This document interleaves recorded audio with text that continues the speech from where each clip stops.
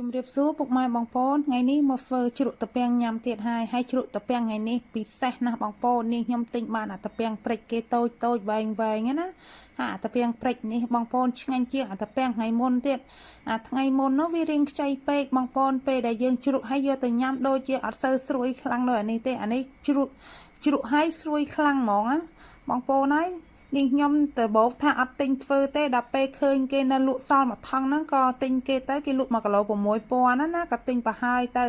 នេះខ្ញុំយកវាមកជ្រក់នេះបងប្អូននេះខ្ញុំធ្វើវីដេអូនេះរៀងកាត់បន្តិចហើយដោយសារនេះខ្ញុំមក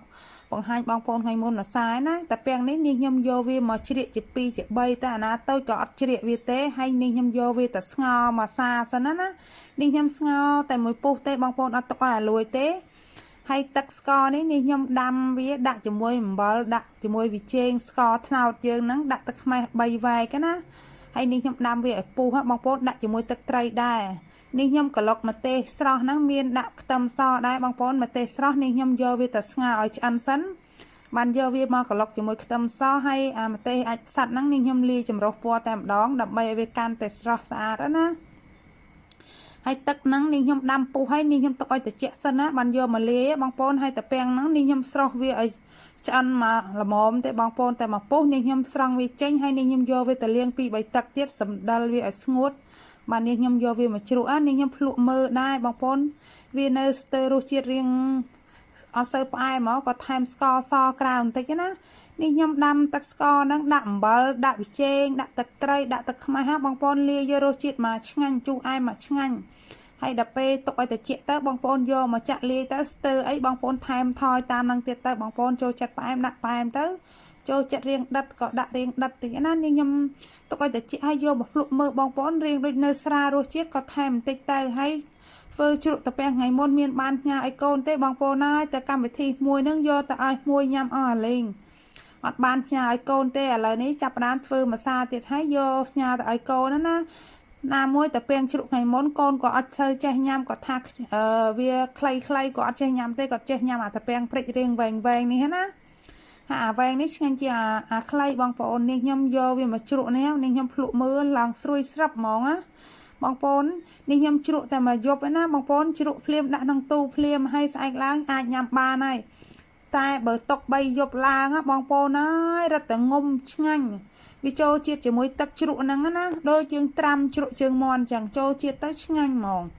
នេះខ្ញុំជ្រក់វាហើយភ្លក់មើលមកឆ្ងាញ់ហើយក៏រៀបចំដាក់ប៉បដាក់ក្នុងទូទឹកកកឡាសេចោលហើយបងប្អូនຕົក2យប់អីបាទនេះខ្ញុំចាប់ផ្ដើមផ្ញើឲ្យកូនណាតែពាំងជ្រក់នេះបងប្អូនຕົកកាន់តែយូរកាន់តែងុំកាន់តែស្រួយកាន់តែឆ្ងាញ់ហើយបើបានញ៉ាំជាមួយត្រីម្ដែងអាំងអាំងក្តៅស្រួយបងប្អូនយកមកញ៉ាំជាមួយជ្រក់តាពាំងនេះមិនដឹងជាឆ្ងាញ់យ៉ាងណាទេបងប្អូនហើយតាពាំងជ្រក់នេះទុកបានប្រហែលជាកន្លះខែទៅ1ខែដែរបងប្អូនឲ្យតែបងប្អូនដាក់ក្នុងទូឲ្យជាប់ទៅ